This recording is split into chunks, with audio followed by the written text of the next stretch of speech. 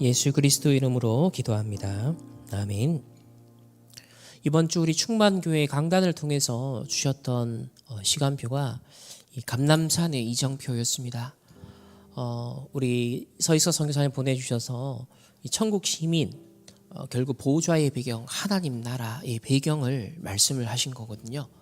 그래서 이 땅에서 하나님 나라 이루는 하나님의 그런 백성으로, 천국 시민으로 우리를 벌써 불러주셨고, 그 축복 누리다가 영원한 천국 가는 주의 백성들로 우리를 축복하셨습니다.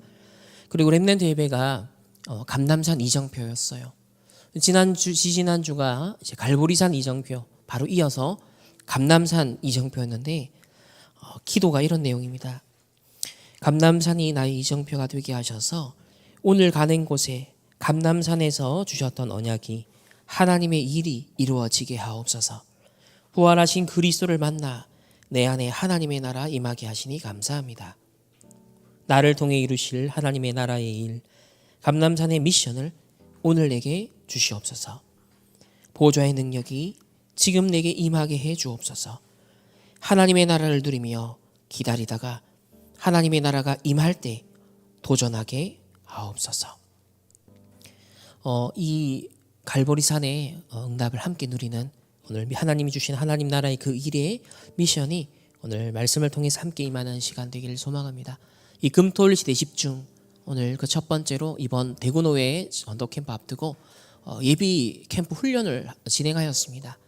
그래서 우리가 받았던 그 말씀이 너무나 중요한 말씀이기 때문에 우리 한 몇 주에 걸쳐서 하나하나 말씀을 편집하고 또 각인하고 우리 개인화 또 현장화할 수 있는 응답으로 우리 교회 전 성도들이 이 응답에 진짜 증인들 될 수 있도록 기도하는 마음으로 그 일에 먼저 나를 부르신 하나님께서 지금 이 시간 성삼위 하나님이 나에게 충만하게 역사해달라고 우리 기도하는 마음을 담아서 우리 함께 첫 번째 말씀 받도록 하겠습니다.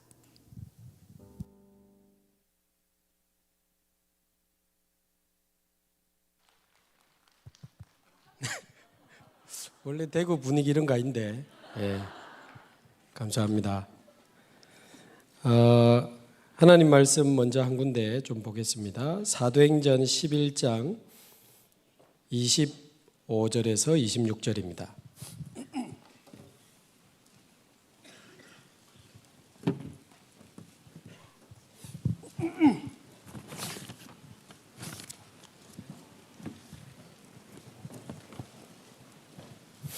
사도행전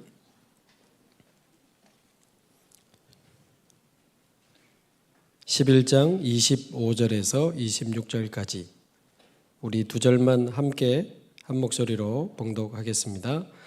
바나바가 사울을 찾으러 다소에 가서 만남에 안디옥에 데리고 와서 둘이 교회에 1년간 모여 있어 큰 무리를 가르쳤고 제자들이 안디옥에서 비로소 그리스도인이라 일컬음을 받게 되었더라. 아멘. 네, 이번에는 대구 노예 전도 캠프라는 주제 속에 제가 대구에 심부름을 하러 오게 됐는데요. 아마 대구 노예가 좀 새롭게 전도 운동을 회복하기 원하는 그 기도 제목 속에 모였다고 들었습니다. 저는 임마누엘 교회 부산에 17년 있었는데 1년 반 전에 부산의 주원교회로 가라. 버린 건지 파송인지 지금도 아무도 모르고 있습니다만은 유 목사님 앞에서 제가 갈 마음 없다고 말씀드렸는데 그래도 위기당한 교회를 살리는 것이 중요하지 않겠나 권면하셔서 뭔가 하나님이 하시는 것 같다 그런 생각을 제가 했고 결정은 저보고 하라고 하셨기 때문에 이제 기도하는 중에 가게 됐는데 벌써 1년 반이 흘렀습니다. 제가 갈 때쯤에는 30년 된 교회인데 개척하시고 30년 목회하시던 목사님이 여러 가지 이유로 인하여 사임을 하시게 됐고 그래도 한때는 100명 넘던 교회가 60명, 40명, 30명 제가 가는 게 결정됐을 때 이제 25명 남았고 사임하신 목사님이 300m 옆에 교회를 개척해서 교인들 전화 다 돌리고 있는 상황이고 청년들 불러서 자꾸 이제 교회 일 시키고 이런 상황에 제가 이제 가게 됐습니다. 딱 하나 조건 걸었는데 그 목사님과 함께 신앙생활 하겠다고 하는 분들 연락 안 하는 조건으로 일단 10명이라도 진짜 복음으로 새로 시작하는 게 하나님 뜻이라고 생각한다. 그래서 장로님 만날 때 당연히 뭐 꼭 오시라는 이야기를 하시죠. 마지막에 재정 맡은 장로님이 교회 재정 상황을 설명하려고 하길래 그건 제가 막았습니다.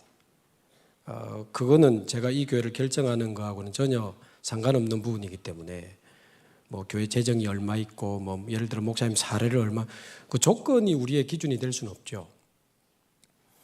그래서 결정하고 사실 저는 이제 한 2, 3년 좀 고생하지 않겠나 그런 마음으로 갔습니다. 그래서 당연히 이분들이 위기 중에 믿음을 지켰지만 본인들도 모르게 데미지를 받거든요. 그래서 위기 때 새로운 목사님을 모시기 위한 40일을 했지만 그거 말고 우리 안에 무너진 영적인 망대를 세우는 새로운 40일을 시작하자. 그러나 그렇다고 해서 뭘 특별하게 힘들게 뭘 하자가 아니고 정상적인 예배 제대로 해보가자. 주일, 수요, 금요 또 새벽 기도를 되게 하고 싶어 하시더라고요. 그 교회가 15년째 새벽 기도회가 없었다고. 그래서 부임한 첫날부터 새벽 기도회 해서 이제 무너진 영적인 망대를 세우는 것부터 시작을 했고요. 당연히 뭐 성도들이 살아나죠. 다시 복음으로 말씀으로 힘을 얻고 목사님 예배가 너무 행복합니다. 장로님들이 맨 앞에 앉아가지고 예배가 끝나자마자 다음 예배가 기다려집니다. 뭐 그렇죠. 격려하시는 이야기겠지만 그렇게 모든 7분의 장로님이 정말 다시 이제 복음 때문에 목회자 중심으로 전 성도들이 하나가 되어서 다시 영적인 망대를 이제 세워 나가고 있는 중에 한 교회가 전도 운동을 새롭게 시작한다. 하나님이 하시는 거지만 저는 원리는 간단하다고 생각합니다. 일단 힘 얻어야죠. 일단 힘 얻어야 됩니다. 힘 얻었으면 저는 답은 나와 있다고 보거든요. 저부터 현장 가면 됩니다. 우리 교육자부터 현장 가면 돼요. 유일하게 제가 임마누엘에서 같이 가자고 제안한 여자 전사님 한 분이 있습니다. 제가 사역하던 곳에서 제가 추천해서 전도사 된 분인데 사람에 못 줄 가능성이 있다. 그래도 같이 전도 운동하자 했는데 이분이 한 달 기도하고 결정해서 오셨어요. 오자마자 몸살 날 정도로 뜁니다. 저도 다락방 한 10몇 개 뛰고 이분도 한 20군데 뛰고 렘넌트 사역하는 전도사님이 다른 교회에서 5년 동안 사역을 잘하고 있다가 청소년 사역을 하는 분인데 먼저 연락이 왔어요. 목사님과 같이 처음부터 전도 운동을 해보고 싶다. 제가 뒷조사를 해보니까 사례, 사택, 차까지 거의 400을 지원받던 친구예요. 결혼하고 아기가 태어난 지 100일 된 상황. 목사님과 같이 전도운동 처음부터 같이 해보고 싶습니다. 그러면서 한마디 마지막 사례 못 받아도 좋습니다. 속으로 그럼 됐다. 그렇게 위기 속에 믿음을 지킨 성도들과 위기를 선택한 교육자들이 만나서 저희 교회는 새롭게 시작이 됐는데 일단 우리 교육자들이 성도들 힘주면서 현장 가니까 다락방 50개 금방 만들었어요. 렘넌트도 몇 명 없었는데 렘넌트 한 명 한 명 개인화시키면서 불신자 전도 운동하고 성도들 한 명 한 명 개인화시키면서 불신자 전도 운동하고 솔직히 말하면 다락방 하나도 없었고 좀 조용히 전도하는 분들이 없더라고요. 믿음으로 그냥 딱 버티고 있는 분들이에요. 너무 중심은 좋은데 일단 우리 교육자들이 현장을 가니까 교회 분위기가 당연히 살아나죠. 현장 갔다 온 교육자의 메시지와 훈련은 다르잖아요. 그리고 우리 전사님들이 저하고 전사님들이 한 50개 다락방 이제 뛰면서 현장 갔다 온 이야기를 메시지하면서 계속하고 현장 갔다 온 포럼 올리고 사진 올리고 그러니까 잠자던 성도들의 마음이 깨어나고 죽은 마음들이 살아나니까 같이 현장 가고 싶어하는 분들이 자꾸 나와요. 저는 좀 부담스러운지 저한테는 연락을 안 하고 우리 여자 전도사님, 렘넌트 사역하는 전사님 슬슬 성도들이 일어나서 따라 붙는 거예요. 그러면서 다락방도 따라가고 캠프도 따라가고 하더니 현장에 비참함들을 보면서 이제 울고 다시 힘내서 사명을 가지고 같이 전도 운동하다가 우리 전사님에게 자꾸 맡기고 또 빠져나오고 그래 하는 거다 했는데 잘해요. 그래서 이번 주에 중간 다시 다락방을 점검해 봤는데 현재는 저희 교회는 한 주일날 한 150명 예배 드리고 있거든요. 근데 다락방을 분석해 보니까 렘넌트 다락방까지, 개인 다락방까지 한 84군데 하고 있고, 더 감사한 거는 처음에는 우리 교역자 3명만 뛰었거든요. 지금은 다락방 뛰는 사역자가 딱 20명이에요. 얼마나 잘하고는 이제 그 다음이고, 그래도 성도들이 힘을 얻고 전도 운동하겠다고 일어나니 얼마나 감사합니까? 그래서 전도 운동은 간단하다. 하나님 주시는 진정한 영적인 힘을 성도들이 먼저 얻어야 되고, 우리 교역자들이 먼저 현장 가면 성도들이 같이 현장 가고 싶어하는 사람들이 나옵니다. 현장 메시지, 현장 포럼들을, 살아있는 포럼들을 공유하면 이 성도들의 마음이 깨어나니까 같이 현장 가고 싶어해요. 그러면 보여주고 하게 하고, 보여주고 하게 하면 시간 가면 갈수록 다락방은 많아지고, 거기서 불신자들이 돌아오고, 완전 무속인 한 가정이 돌아오는데 가족 4명이 전부 귀신 보여. 근데 전부 복음 집중하고 하면서 다 치유되고 세례받고 간증하고, 스님이 예수님 영접하고 지금 다락방을 하고, 다민족들이 필리핀, 베트남, 스리랑카, 그 다음에 최근에는 스웨덴 사람도 귀신 보여. 이런 사람들이 와서 복음 받고 살아나고 치유되고, 오늘도 어린이 주일이라고 렘넌트들이 찬양해. 제가 왔을 때 한 4-5명밖에 없었는데 오늘 한 30명 특송하더라고요. 렘넌트 살아나고 다민족 살아나고 영육간의 병든 자들 살아나면 세 가지 뜰은 뭐 쉬운 거죠. 성도들이 살아나고 5 기초가 일어나고 있을 때 세 가지 뜰을 만든다는 것은 너무 쉬운 겁니다. 그런데 5 기초가 안 일어나고 있는데 세 가지 뜰을 만든다? 뭘 자꾸 프로그램을 해야 되고, 과도한 뭔가를 투자해야 되고, 과도한 에너지를 쏟아 부어야 돼요. 몇 년 해보세요. 진을 빼고 열매는 별로 없습니다. 그래서 성도들이 개인이 살아나고 생명운동, 다락방, 미션홈, 팀사역, 지금 이런 5 기초들이 살아나는 중에 보니까 다민족이 자꾸 돌아오네. 다민족의 뜰. 영육간의 병든 자들이 돌아오네. 치유의 뜰. 아이들이 살아나네. 렘넌트의 뜰. 그거 만들면 되는 거죠. 그래서 이번 주 다음 주 이제 노예 캠프를 두고 중요한 이제 예비 캠프로 인도받게 되는데요. 칠판이 와 이리 많어. 운동 되겠네. 예. 저는 오늘 큰 주제는 이제 저와 여러분이 누군지 다시 정체성 회복하면 이제 전도 운동 시작된다고 봅니다. 그래서 여러분이 누군지 알려드리려고 제가 왔습니다. 이번에 중남미에서 한 50분 오셨다고 저쪽에 계신 분들이시죠? 예, 반갑습니다. 예. 준비된 세계 전환점, 저분들이 준비된 세계 전환점 감사하죠. 저희는 이번에 그 인도 팀들을 초청하려고 하다가 결국 비자를 거부당해가지고 초청을 못하고 온라인으로 훈련하고 온라인으로 축제 예배를 드렸거든요. 그러면서 저는 이번에 인도에 대해서 많은 걸 새롭게 알고 정말 마음을 많이 담게 됐습니다.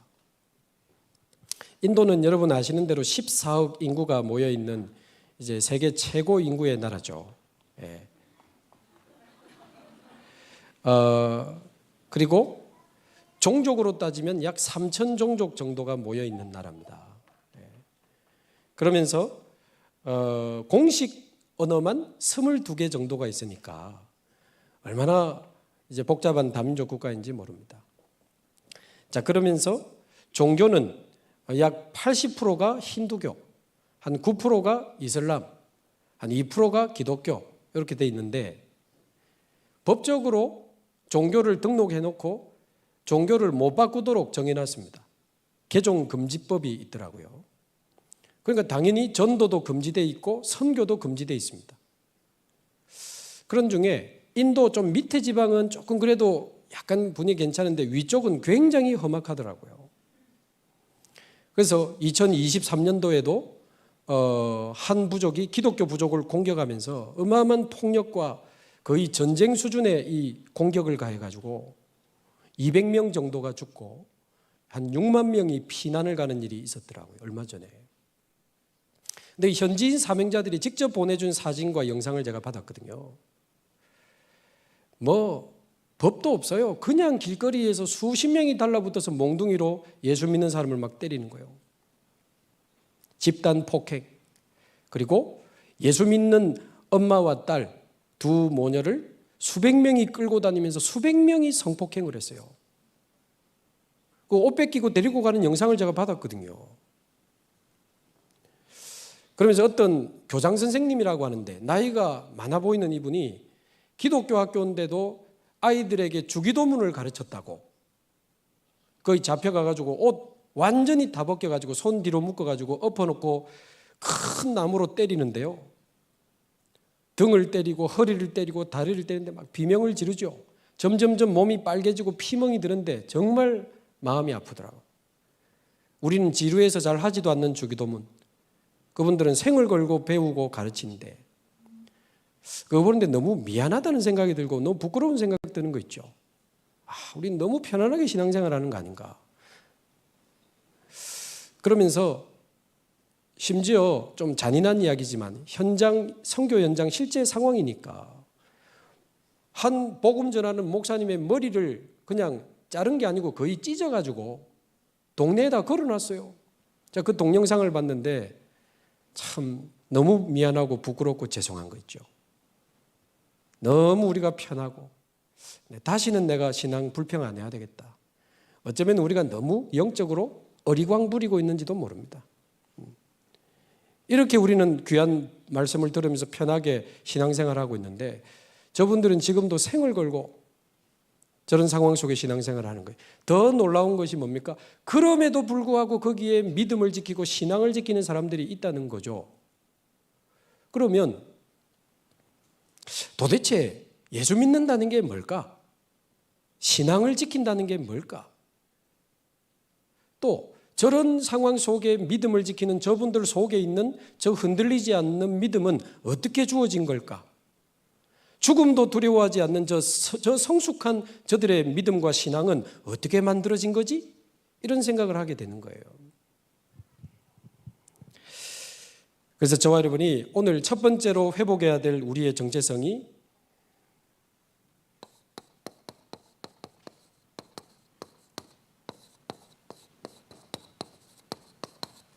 진정한 그리스도인입니다. 저와 여러분이 진정한 그리스도인의 정체성을 오늘 첫 시간에 회복하기를 바랍니다. 그리스도인이 뭡니까? 그리스도인이라는 단어가 처음 나오는 데가 마태복음 16장이 아닙니다. 예수를 그리스도라고 고백하는 거 보고 그리스도인이다 부르지 않았어요. 사도행전 2장에 그리스도 이름으로 응답받는 거 보고 야 그리스도인이다 그렇게 말하지 않았습니다. 사도행전 3장에 그리스도 이름으로 역사 일어나는 거 보고 그리스도인이다 그렇게 부르지 않았습니다. 지금 응답받고 역사를 나던 사람 떠나간 사람 많아요. 그리스도를 고백하고 그리스도로 응답받고 그리스도로 막 역사 일어나고 그때 그리스도인이라는 단어가 나온 게 아닙니다. 오늘 읽은 스데반의 환난을 인하여 흩어진 자들이 조금도 흔들리지 않고 변함없이 안디옥에서 이 복음을 전하는데 그리스도로 말미암아 환난을 통과한 제자들을 보고 그리스도인이라고 불렀어요. 진정한 그리스도인은 환난을 통과해봐야 알 수 있습니다. 저는 1년에 여러 가지 상황들을 보면서 저는 하나님의 음성을 듣고 언약 잡은 거 하나 있습니다. 하나님, 진정한 그리스도인에게는 그 어떤 것도 문제되지 않는다는 사실 앞에 증인되게 하옵소서. 뭐가 맞고 틀리고 옳고 그리고 그 말을 하는 게 아닙니다. 도대체 진정한 그리스도인에게 뭐가 문제가 되냐 그 말이죠. 우리는 예수 믿는 사람들 아닙니까? 우리는 그리스도인입니다. 뭐가 우리의 이 복음의 여정, 전도의 여정, 세계복음화의 여정을 막을 것입니까? 오늘 진정한 그리스도인의 정체성 점검하고 회복해야 됩니다. 그러면 진정한 그리스도인이 뭐며 진정한 신앙생활은 뭘까요?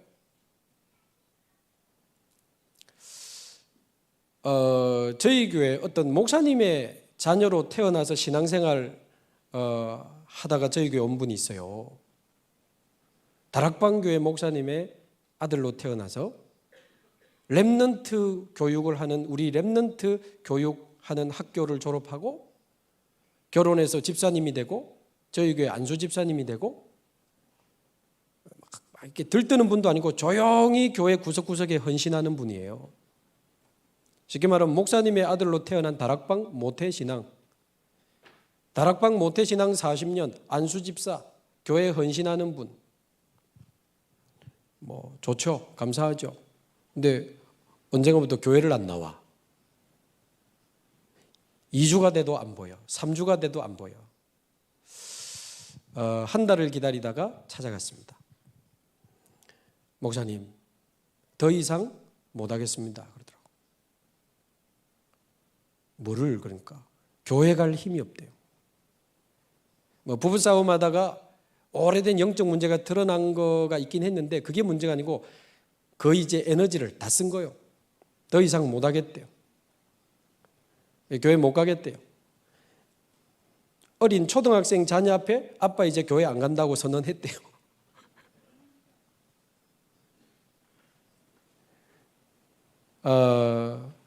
집사님, 내가 보니까 너무 중요한 시간표가 왔다.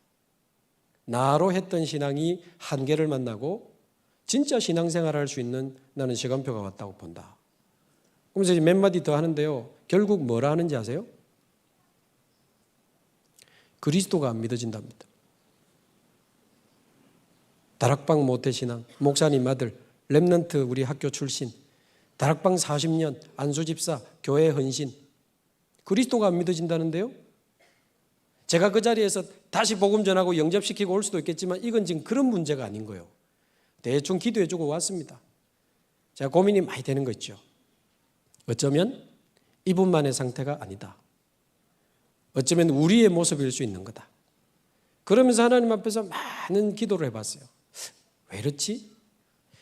진정한 그리스도인에게는 그 어떤 것도 문제되지 않는데 왜 이렇게 사람들이 흔들리고 무너지고 그러지? 진정한 그리스도인이 뭐며 진정한 신앙생활이 뭘까? 이런 기도를 하면서 오히려 많은 축복을 찾아내고 있습니다.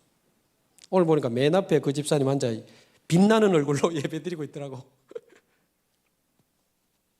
근데 이게 어쩌면 이분만의 문제가 아니고 우리 교회만의 문제가 아니고 우리 다락방 안에 혹시 여러분 교회의 문제일 수 있고,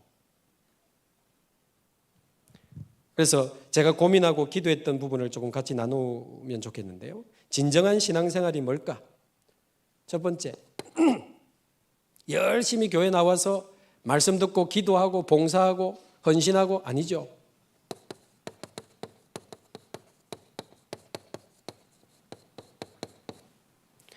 하나님 앞에서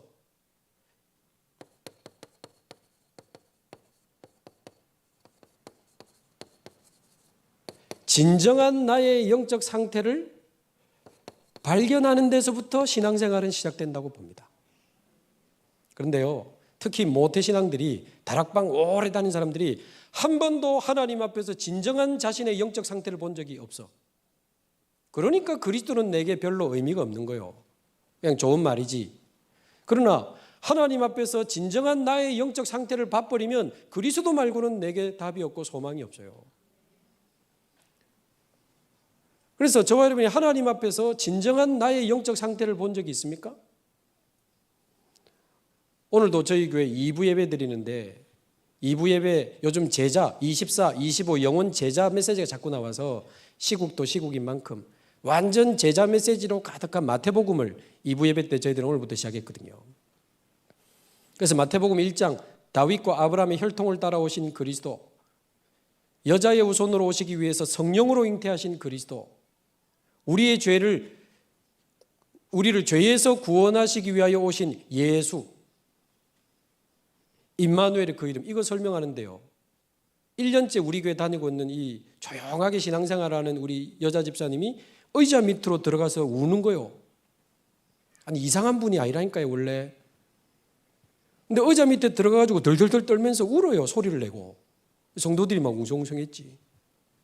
계속 울어요. 그래서 메시지하고 난 대구 가야 되는데 옆에 있는 분들이 목사님 기도 받고 싶어 한다고, 목사님 기도해 주고 가라. 그래서 제가 당회실로 불렀습니다. 저 그냥 이래 서 있었거든요. 온화한 얼굴로. 들어오자마자 울면서요 막 비명을 지르는 거예요. 원래 그런 분 아니라니까요. 저희 교회 약간 고상해 보여가지고 안내 서고 있습니다.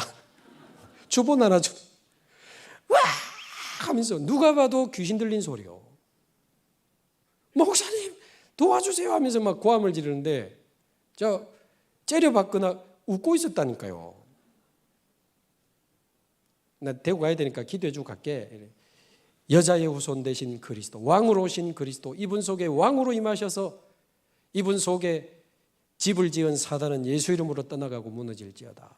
기도하는데 이분이 막 엉엉 우는 거예요. 그리고는 이렇게 고함을 지르더니 복음 이제 기도해주고 하니까 차분해져가지고 너무 감사합니다 하고 나 이제 갑니다 하고 이제 차 타고 왔지. 그래 오다가 우리 여자 전사님한테 전화를 했어요. 아까 그 집사님 고함 지르고 비명 지르고 내가 볼 때 귀신이 떠나가는 것 같은데 귀신이 소리 지르면서 나가는 경우 많잖아요. 내가 예수님 이야기해주고 기도해 주니까 귀신 떠나가는 것 같은데 떠나간 다음이 중요하지 않냐. 전사님 빨리 가서 이제 떠나가고 빈집이니까 망대를 세워야 된다. 다시는 사단이 내 영혼, 마음, 생각, 감정을 가지고 놀지 못하도록 내 영혼과 마음, 생각을 지키는 망대를 세워야 되니까 집중 빨리 이제 전사님 좀 당분간 해주라. 네, 목사님 알겠습니다 하고 거기 들어갔는데 핸드폰으로 소리가 들리는 거 막 웃고 난리가 나서 목사님 웃고 있는데요. 그러면서 같이 온 권사님들하고 난리가 나서 막 웃고 있나 봐요. 너무 기쁘고 지금은 평안하고 웃고 있다고. 목사님 걱정 안 하셔도 되겠다고. 주본 하나 주는 분이라니까. 주본.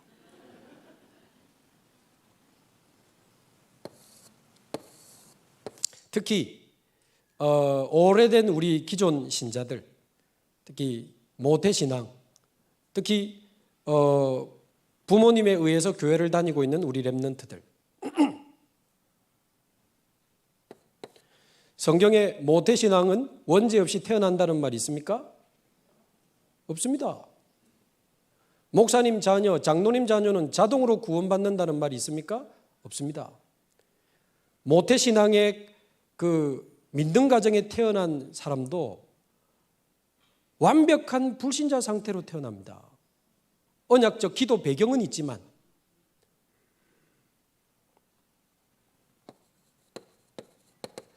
로마서 3장 9절에 나오잖아요. 유대인은 나으뇨? 결코 아니니라. 유대인이나 헬라인이나 다 죄 아래 있다고 우리가 이미 선언하였느니라 그랬어요. 그 말은 믿는 집에서 태어났거나 불신 가정에서 태어났거나 전부 죄 아래 있느니라. 10절 의인은 그래서 엄난이 하나도 없으며. 모태신앙 누가 원죄 없이 태어납니까? 하나님 떠난 상태로 원죄 가지고 마귀의 자녀로 태어납니다.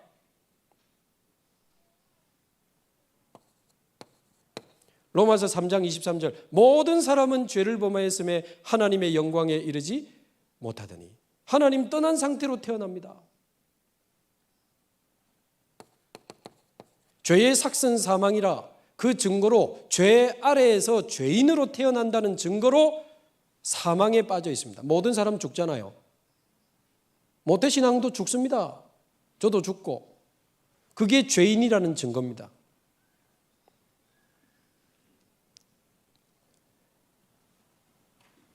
그래서 사실은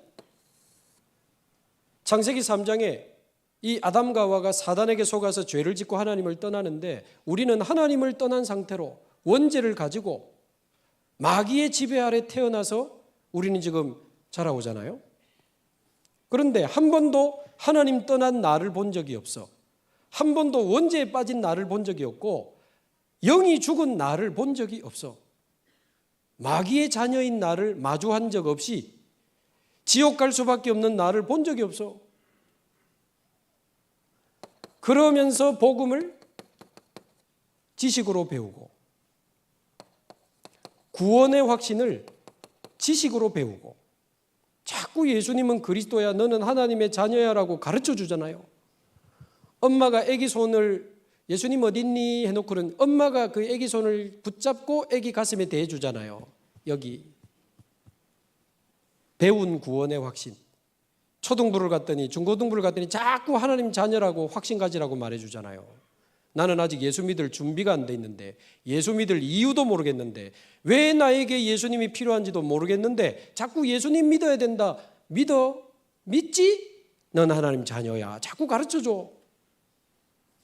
그러니까 복음을 지식으로 배우고 구원을 지식으로 배우고, 다행히 교회가 이렇게 분위기가 좋아, 좋은 사람들이 있고 나하고 좀 맞아, 그러면 교회 좀 더 다니는 겁니다. 다행히 대학 가서도 다니고 어느 날 결혼해서도 다닌다. 어느 날 교회에서 이번에 집사 받아야지, 집사 제안 들어옵니다. 좀 열심히 하면 안수 집사 됩니다. 기도 많이 하면 권사님 돼요. 중요한 일에 앞장서면 장로님 돼요. 습관적인 교회 생활을 하다가 사실상 불신자 상태로 종교 생활하다가 중직자 되는 사람 저는 많다고 봅니다. 이번에도 들어보니까 제가 있는 부산에서 자란 랩넌트 출신 중직자인데요. 어느 나라에 간 겁니다. 사업이 잘 돼. 회사에서 인정받고 돈도 벌고. 그런데 그 나라에는 우리 다락방 교회가 마침 없어서 그 나라에만 가면 다락방 사람들은 자꾸 그분 집으로 가는 거예요. 그러니까 이분이 전도가 된 게 아니고 그냥 그분 집에 한 20, 30명이 모였어. 그러니까 보기 좋잖아요. 안수 집사님 가서 사업 잘하고 자기 집에서 지교회 하고 20, 30명. 그리고 몇 년이 흘렀네? 어느 날 마약에 손을 댄 겁니다. 그러니까 이상한 쪽으로도 자꾸 가는 거죠. 어느 날 아파트 10몇 층에서 뛰내리는 자살 소동을 막 자꾸 벌이니 부인이 급해가지고 급하게 데리고 한국 나와 있다고 제가 들었습니다. 제가 아는 분입니다. 어떻게 해석해야 될까요? 무슨 전도운동입니까? 이런 상태라면.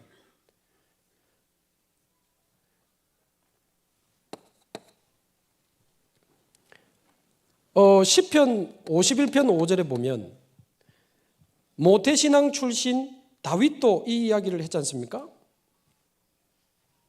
내가 죄악 중에 출생하였으며, 원죄를 이야기했습니다. 모친이 죄 중에 나를 잉태하였나이다. 조상의 죄, 그리고 자기가 밧세바를 범한 자범죄, 완전 죄에 빠져 있는 자기 자신을 이야기했습니다. 에베소서 2장 1절에서 3절, 불신자에서 예수 믿고 돌아온 에베소 사람들에게 보낸 편지입니다. 2장 1절, 너희가 허물과 죄로 죽었던 너희를 하나님이 살리셨구나. 2절, 너희가 세상 풍속을 쫓고 공중권세 잡은 자를 따라갔으니 곧 불순종의 아들들 가운데서 역사하는 영이라. 너희들이 완전히 세상 풍속을 쫓고 귀신을 따라다녔구나. 근데 충격인 거는 3절이잖아요. 우리도 다 그 가운데서 행하여. 그 가운데는 하나님 떠나 영이 죽고 마귀 심부름하던 그 가운데를 말하거든요. 우리도 그 가운데서 행하여. 우리는 바울 자신과 모태 유대인들을 뜻합니다. 태어날 때부터 성경 가지고 예배드리고 신앙생활하고 있는 우리도 다 그 가운데서 행하여 너희들과 똑같이 본질상 진노의 자녀였다고 말했거든요. 근데 이유를 밝혔어요. 육체의 욕심을 따라 지내며 육체와 마음이 원하는 것을 하여 다른 이들과 같이 본질상 진노의 자녀, 육신적인 것밖에 모르고 종교생활인 거예요. 나를 위해, 돈을 위해, 성공을 위해. 그게 무슨 신앙생활입니까? 종교지. 나를 위한 복음? 종교입니다. 나의 것을 위한 복음? 종교예요. 그거. 종교로는 흑암을 이길 수 없고, 종교로는 재앙을 막을 수 없고, 종교로는 사단을 꺾을 수 없습니다.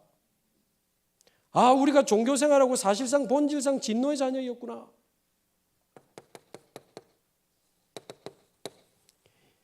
하나님 앞에서 이사야가 6장 5절에 하나님 앞에서 자기 영적 상태를 봐버린 거예요.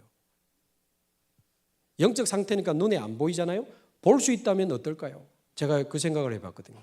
만약에 내 눈으로 내 영적 상태를 볼 수 있다면 내 영적 상태는 어떨까? 하나님 떠나 원죄와 자범죄로 꽉 차서 마귀가 나를 끌고 지옥으로 가는 이게 보인다면 굉장히 무섭고 더럽고 징그러울 것 같아요. 여기 뭐라고 나옵니까? 화로다 나여 망하게 되었도다 그랬습니다. 하나님 앞에서 자기 이 부정한 백성 중에 내가 거하면서 여호와 하나님을 배웠구나. 하나님 앞에서 자기 죄가 드러나 버린 겁니다. 화로다 나여 망하게 되었도다. 좀 길지만 한번 적어봅시다.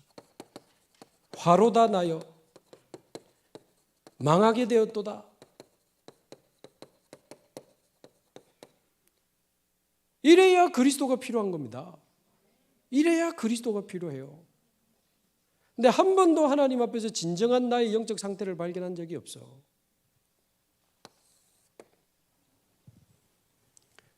그러면서 렘넌트 학교 다니고 졸업해서 결혼하고 집사 되고 안수 집사 돼서 봉사를 하니 한계가 올 수밖에요.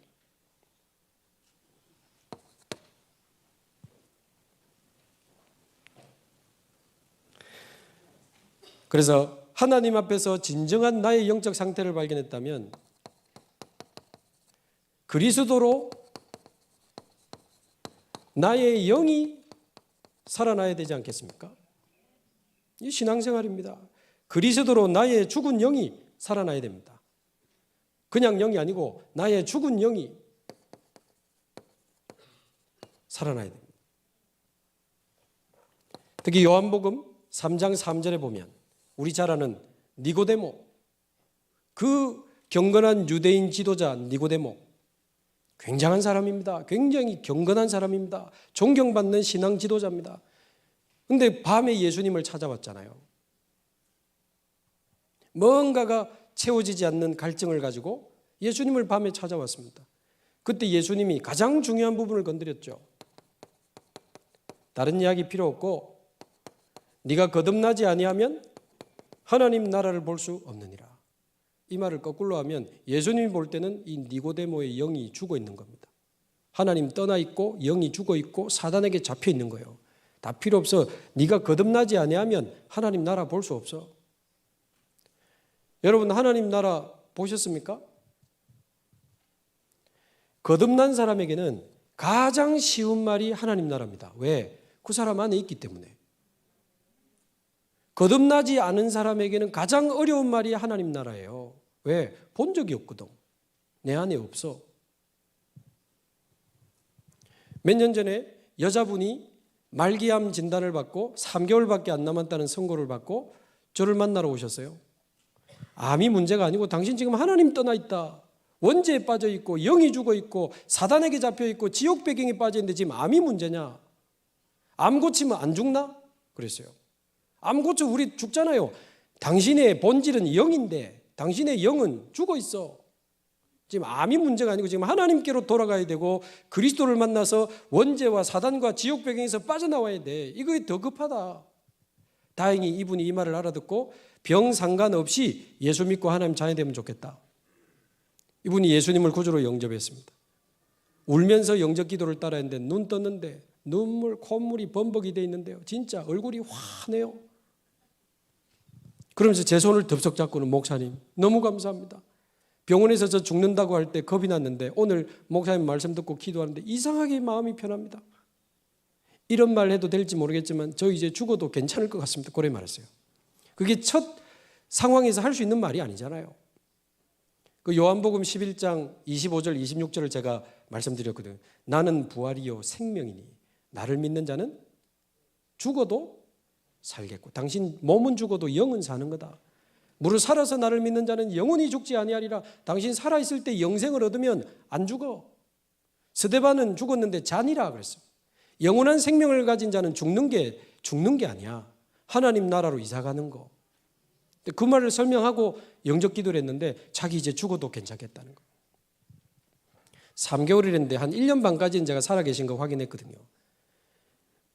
합숙훈련도 몇 번 가고 그러면서 늘 집에서 찬송하고 예배하고 기도하면서 지내는데 그 자녀들이 우리 어머니 너무 행복하게 살 수 있도록 도와주셔서 감사하다고 가족 식사권을 좀 보내드리고 싶다고 전화가 왔더라고요. 그래서 함부로 우리 집에 그런 거 보내면 안 된다. 자녀가 4명이다.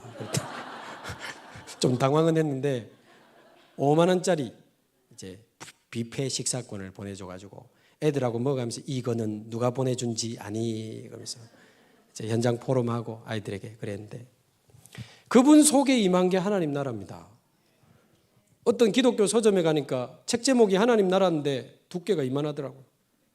당연히 저는 안 읽었습니다. 제 안에 있으니까.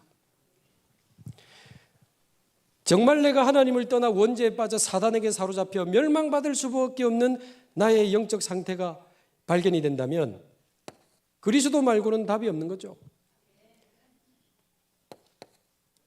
그래서 그리스도로 우리 성도들이 렘넌트들이 살아나려면요, 원래 인간이 아니고 원래 인간과 나를 빨리 우리가 바르게 설명을 해줘야 됩니다. 그리고 창세기 3장이 아니고 창세기 3장과 나, 이게 나와야 됩니다. 그래야 세 번째 그리스도와 나, 이게 나오거든요. 그래서 우리 자신을 점검하는 것은 물론이요, 우리 모든 성도들에게 원래 인간과 나를 빨리 알려야 되는데 이래 살으라고 하나님 만드신 거 아닙니다. 이렇게 우울증으로 정신문제로 고통당하고 눌리고 집착하다가 중독되고 망하고 무너지고, 원래 인간은 그게 지금 읽으라고 적어놓은 게 아니고 원래 우리에게 주고 싶어 하셨던 모습이 이거라는 것을 설명을 한 거죠. 그래서 창세기 1장 26절에서 28절에 보면 이래봬도 저와 여러분이 26절에 보니까 성삼위 하나님의 형상대로 창조된 사람들입니다. 우리가 우리의 형상을 따라 우리가 사람을 만들고 그래 되어 있어요. 그래서 저와 여러분이 성삼위 하나님의 형상대로 창조된 사람들입니다.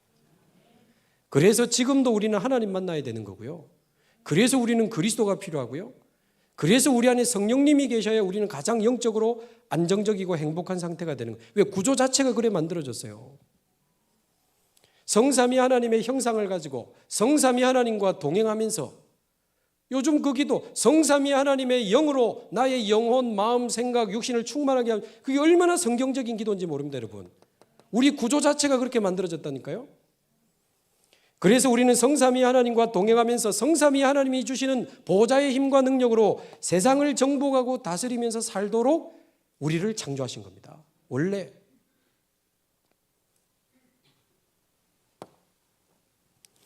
그러면서 창세기 1장이 우리에게 가장 말하고 싶은 결론이 뭡니까?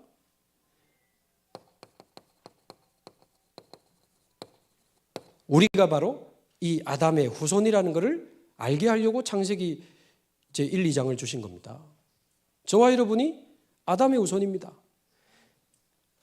그래서 창세기 3장에서부터 시작된 원죄, 하나님을 떠나 죽어버린 우리의 죽은 영, 하나님을 떠나 사단에게 사로잡힌 이 창세기 3장 문제가 바로 나의 문제가 되는 거죠. 그래서 창세기 3장 문제가 그대로 지금도 우리에게 와 있습니다.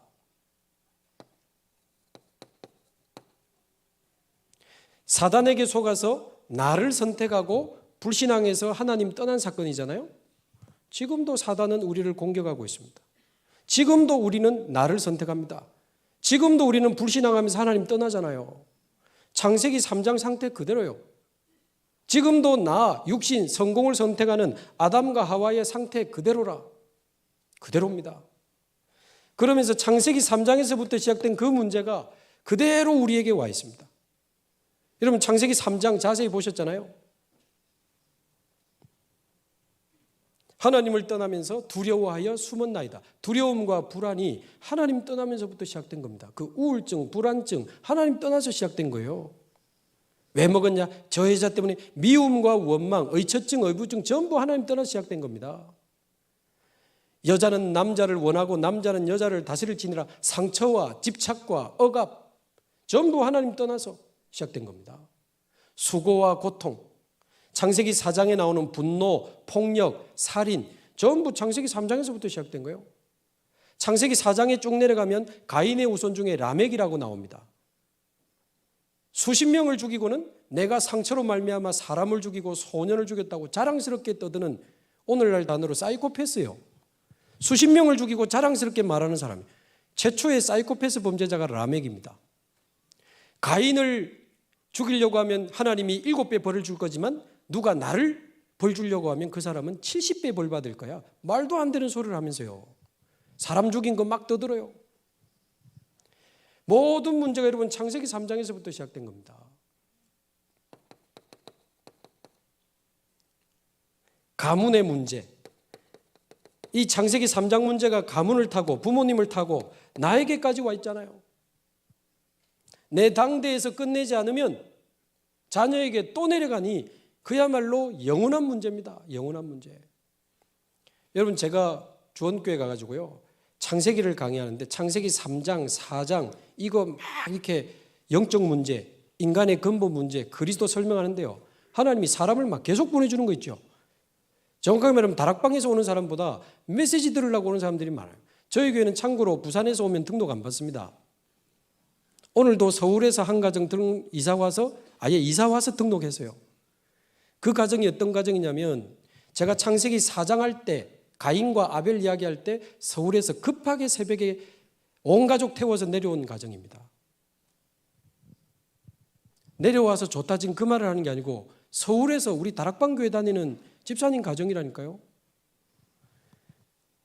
이 창세기 3장 하나님을 떠난 이 가인이 피를 가지고 하나님을 만나다가 피의 제사, 피의 복음을 놓치니 하나님과 단절이 된 거다. 하나님을 못 만나게 된 거다. 하나님과 단절이 되니까 하나님이 주시던 영적인 공급이 끊어진 거다. 하나님 주시는 영적인 힘과 평안 이런 영적인 공급이 끊어지니까 자기 상태가 다 드러난 거다.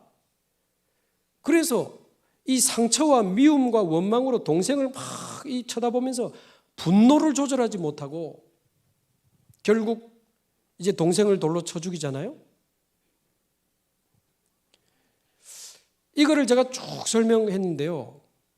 그때쯤 이 가정에 우리 다락방 모태신앙 이 랩런트 중학생이 엄마에게 자꾸 흉기를 드는 거예요. 쇠파이프를 들고 나중에 미안해. 그러면 그 다음에 또 들어. 나중에는 칼 들어. 나중에 어느 정도까지 간지 아세요? 칼 들고 씩 웃더랍니다. 왜? 무섭나? 그러면서 엄마한테. 우리 랩런트께서 다락방 30년 한 집사님의 아들. 급하게 이분이 내려왔어요. 저는요, 교회가 복음만 정확하게 계속 강조해도 하나님 계속 사람 보내준다고 생각하거든요.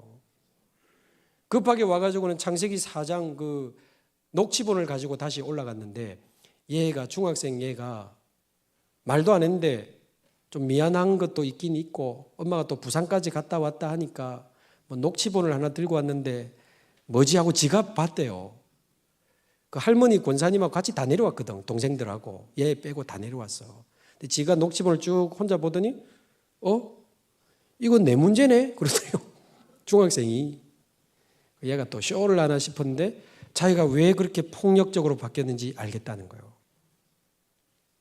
그럼 네 엄마하고 부산 내려갈래? 가겠다인 거예요. 그래 몇 달 동안 주말에 계속 내려와서 복음 듣다가 이번에 이사를 온 겁니다. 나 오지 말했거든. 오늘 예배 드리다가 울고 그 소리 지르고 귀신 떠나간 그분도 서울에서 이사 온 분입니다. 우울증 치유 안 돼가지고. 사실은 우리 교회가 말할 게 뭐 그래 대단한 위대한 게 있습니까? 강단에서 다락방에서 개인적으로 계속 이야기해야 됩니다.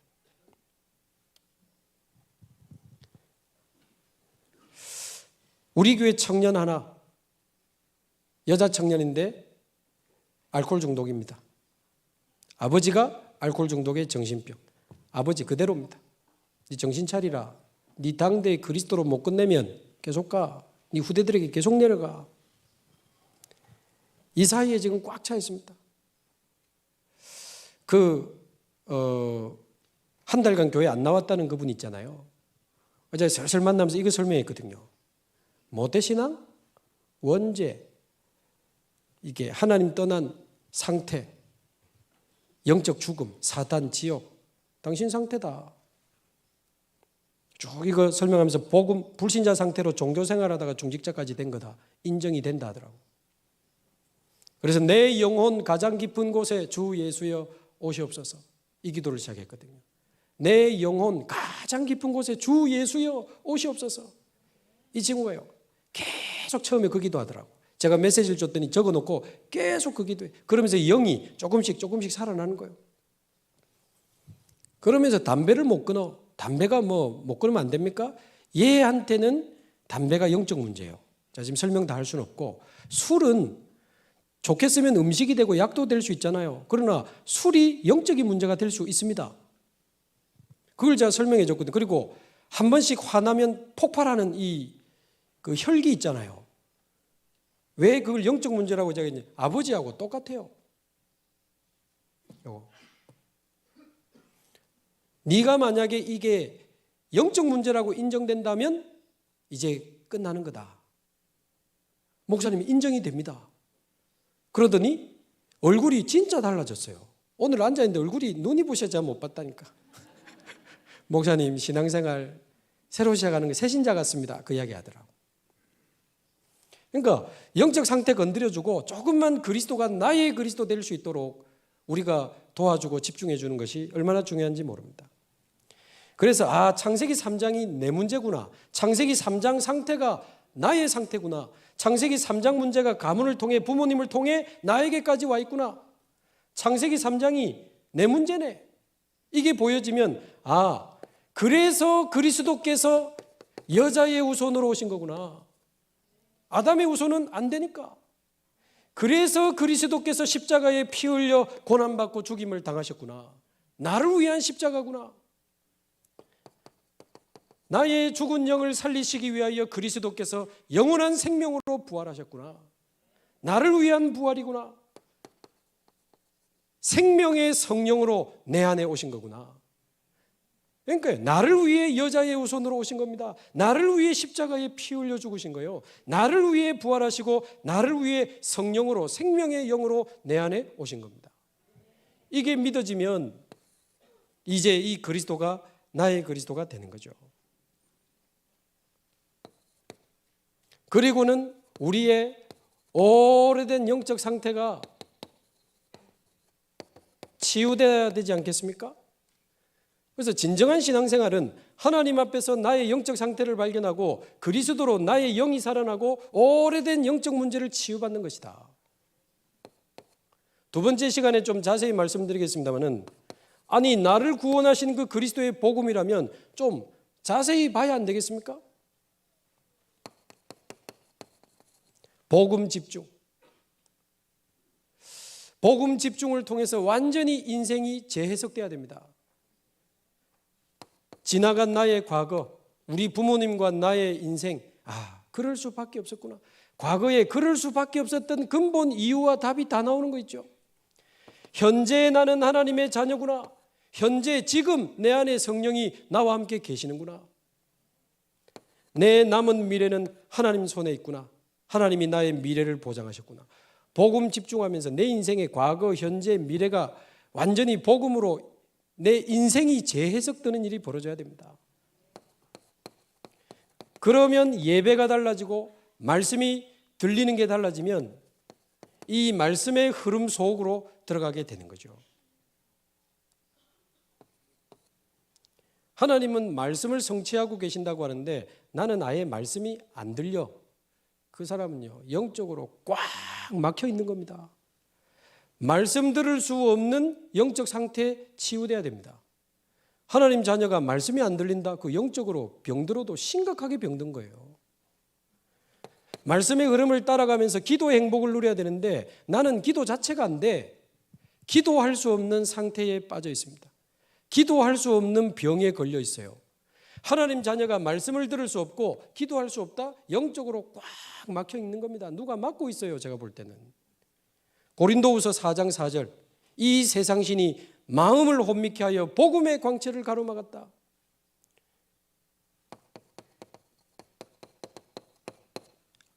깨달아진다면 주님이여 말씀 들을 수 없는 나의 영적 상태를 치유해 주옵소서. 기도할 수 없는 나의 영적 상태를 치유해 주옵소서. 그래서 내가 원하는 말씀 말고 하나님이 원하시는 정확한 말씀을 듣게 하옵소서. 그 정확한 말씀을 내 마음에 깊이 가득 담아서 그 말씀으로 24하며 살아가게 하옵소서. 말씀의 흐름 속으로 한번 진짜 들어가 보셨습니까? 나를 내려놓고 내 생각을 내려놓고 진짜 내 생각, 내 기준, 내 시간표 필요 없다는 결론이 저는 나오더라고요. 복음 집중하면서 내 인생의 답 딱 찾아내고 말씀의 흐름을 따라가면서 이 기도의 행복 속으로 들어가는 겁니다. 요즘 답이 너무 충분하게 나오잖아요. 아침에는 나를 살리는 기도, 살리는 기도. 낮에는 모든 것을 축복으로 바꾸는 기도, 바꾸는 기도. 밤에는 말씀을 하나 들으면서 오늘 있었던 일과 내일 있을 일에 대해서 말씀으로 답을 찾는 기도, 답을 찾는 기도. 기도할 수 없는 상태에 빠져 있는 분들은 기도할 수 없는 상태를 치유하기 위한 특별한 집중의 시간이 필요합니다. 그래서 성경에는 기도는 되어진다는 말도 있지만 힘쓰라는 말이 많아요. 기도할 수 없는 상태가 치유받아야 되니까. 제가 이래 다녀도 다락방 한 15개 하거든요. 그중에 줌으로 하는 게 많아요. 미국에 제가 다락방을 한 5개 합니다. 줌으로. 일본에도 하나 하고 제주도에도 하나 하고. 근데 미국에 하는 그 다락방 중에 한 분은 중년 남자분이에요. 한국 사람이 미국 가서 공무원이 된다는 거 어렵습니다. 근데 그 주에 부국장까지 올라갔어요. 그럼 굉장히 노력해서 성공한 거잖아요. 그런데 조금 스트레스를 풀기 위해서 카지노를 좀 하러 갔는데 어느 날 정신 차려보니까 공금을 가지고 카지노를 하고 있는 거예요. 이미 무속 배경에 영적 배경이 있어. 영적 상태가 그거로 드러난 거겠죠. 그런데 공금 9억을 횡령해서 카지노를 하다가 이게 적발이 된 겁니다. 그래서 15년형을 받고 5년 동안 감옥에 있다가 보석으로 나온 거예요. 그 부인 권사님이 아니 도대체 왜? 도대체 왜? 어떻게 여기까지 왔는데 도대체 왜? 이해가 안 된.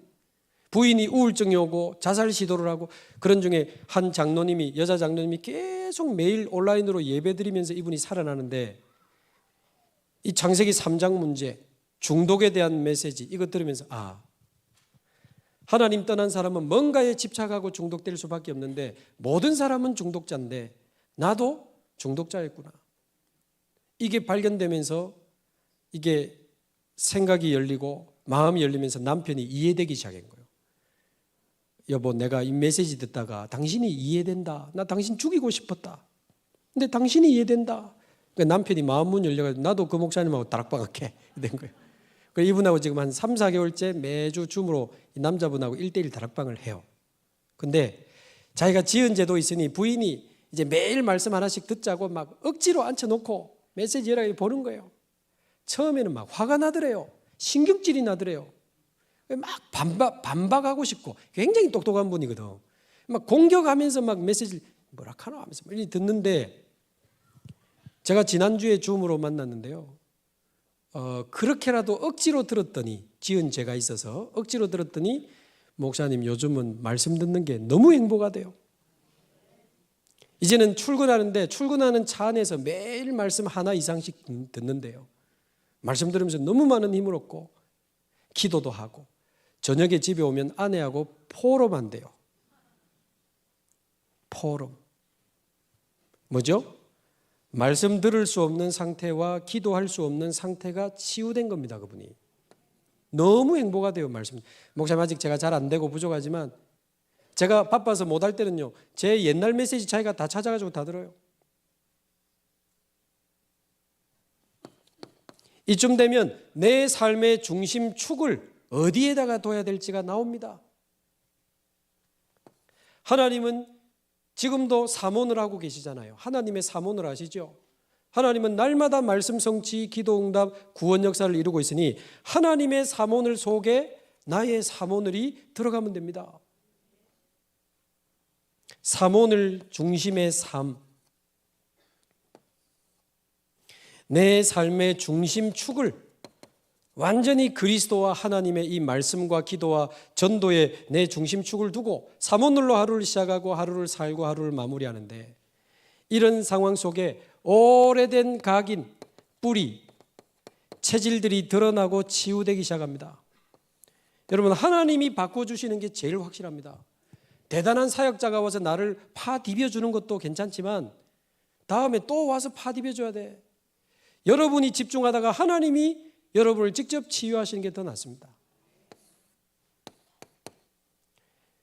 그래서 진정한 그리스도인, 진정한 신앙생활이란 하나님 앞에서 나의 영적 상태를 발견하고 그리스도로 죽은 영이 살아나고 복음과 말씀, 기도, 사모늘에 집중하면서 오래된 영적 상태를 치유받아서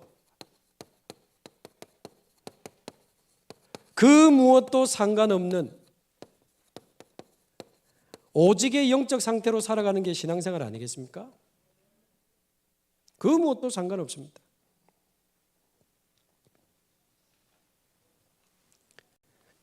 그래서 모든 것을 얻어도 모든 것을 잃어도 우리는 하나님의 자녀요, 하나님은 우리와 함께 계십니다.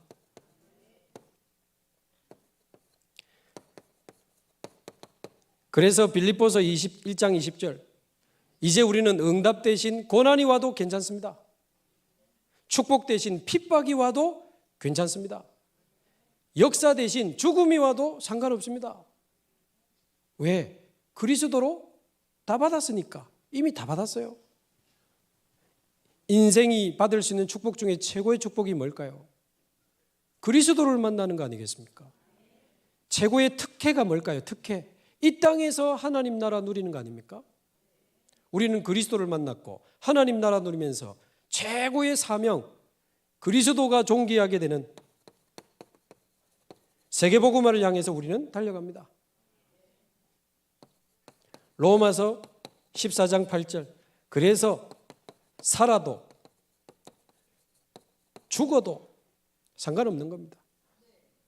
살든지 죽든지 내 몸에서 그리스도가 존귀되기를 원하고, 살아도 주를 위하여 살고 죽어도 주를 위하여 죽나니 그러므로 우리가 사나 죽으나 주의 것이로다. 그 무엇도 상관없는 오직의 영적 상태. 저와 여러분이 진정한 그리스도인으로 다시 한번 힘을 얻으시기 바라고요. 이번에 정체성을 다시 한번 확인하고 중요한 전도운동의 새로운 힘을 얻게 되기를 주님의 이름으로 축복합니다. 하나님 감사합니다. 대구 지역에 새로운 전도운동을 두고 우리의 정체성을 확인하는 시간을 주시니 감사합니다. 진정한 그리스도인으로 일어나는 새로운 시작이 되게 하옵소서. 예수 그리스도의 이름으로 기도하옵나이다. 아멘.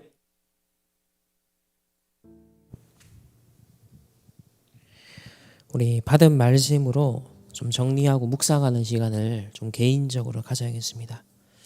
우리 한 10분 정도 이런 받은 말씀 노트를 펴내셔서 좀 하나하나 곱씹어 보시면 좋을 것 같아요. 하나님 앞에서 진정한 나의 영적 상태를 먼저 발견하라. 그리고 그리스도로 나의 죽은 영이 살아나야 된다. 세 번째는 오래된 나의 영적 상태를 치유해야 된다. 그래서 그 무엇도 상관없는 오직의 영적 상태를 회복하게 하옵소서. 우리 받은 말씀으로 우리 한 10분 정도 개인 묵상하는 시간을 갖도록 하겠습니다.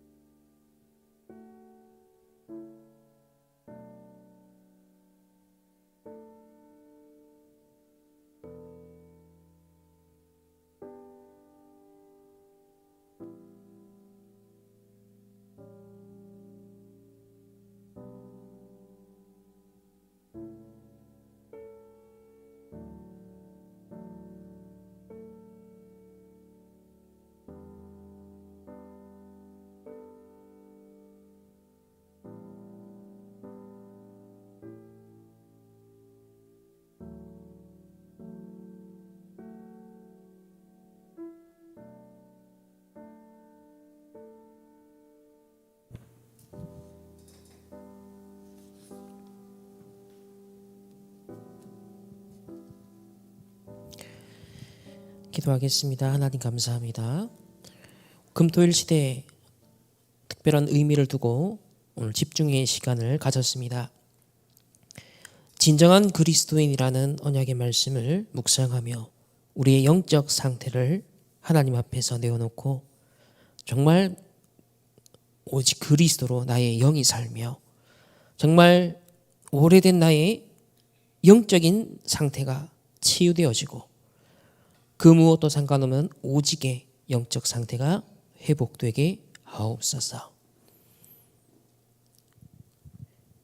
지금은 우리 주 예수 그리스도의 은혜와 하나님의 무한한 사랑하심과 성령 하나님의 내주인도 역사하심이 진정한 그리스도인의 정체성을 회복하여 하나님이 주시는 참된 복음의 힘을 충만하게 받길 원하는 모든 언약의 백성들, 개인과 만남과 가정과 합과 흩어지는 그 모든 현장 위에, 해외에 흩어진 주의 백성들 렘넌트들 현장 위에 이제로부터 영원토록 항상 함께 계실지어다. 아멘.